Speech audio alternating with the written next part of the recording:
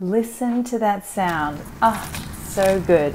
And I'm going to show you the secret to getting that super crispy crunch.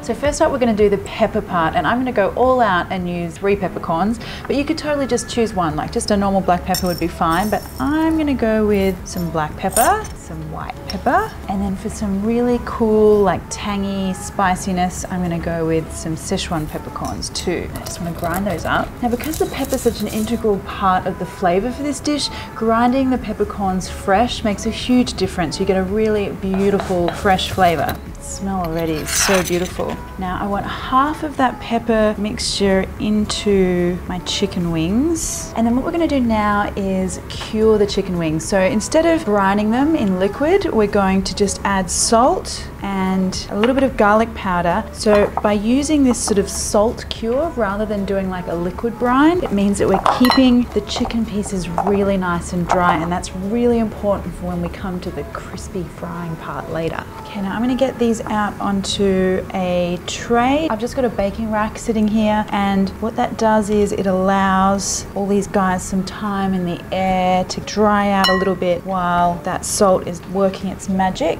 Okay, now these guys need to go into the fridge about 4 hours, or even overnight is really good.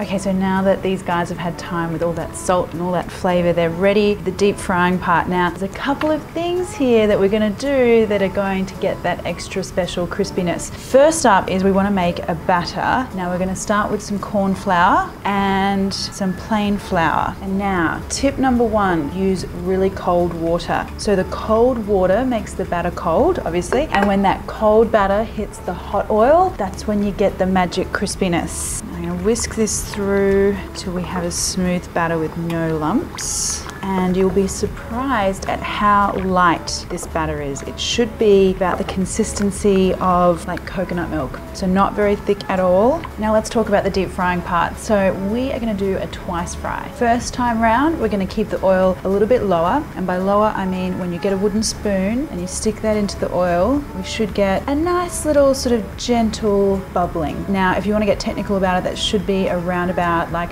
150 degrees Celsius, and I want to dip my chicken pieces in here, drip off some of that batter and get that straight into the oil. Now I like to do this two-handed, so as the chicken goes in I sort of just use a chopstick or some tongs to sort of keep it moving so it doesn't stick too much to the bottom of the pan. And the other trick here is that you really want to keep your oil clean. So if you've got one of these little spider situations, you can just remove some of the excess batter that has fallen off or fallen away. That means we won't get any dark burnt bits on our chicken.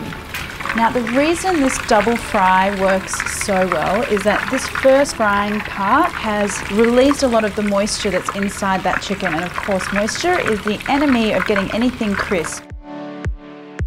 So at this stage, you can leave these guys hanging around for a little bit. They can even go in the fridge. It's great if you're doing a party because you can make these in advance, because it's the next frying part that's the really important part. Now for this one, when I put my wooden spoon in, I should get a really furious bubble. So, you know, at least 175, 180 degrees Celsius. Okay, now chicken wings back into the oil. Now hear that furious bubble? That's what you want. That's the sound of our chicken wings getting super crispy. Now I want to give these guys another 3 to 4 minutes, or until they are super golden and super crunchy. Again, move them around. It's all these little details that really make the difference.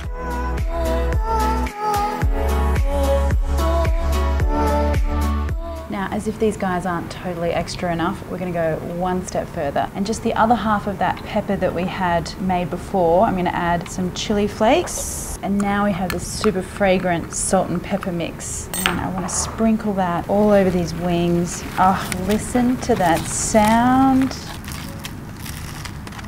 Now get these out onto a plate. Now you could serve these guys on their own, they're that good, but I like to add a little bit of chili sauce on the side, and I have an amazing Marion's Kitchen Coconut Sriracha, which is out of this world epic, and that, my friends, is the perfect accompaniment for these crispy, crispy wings. You are going to have some very happy customers.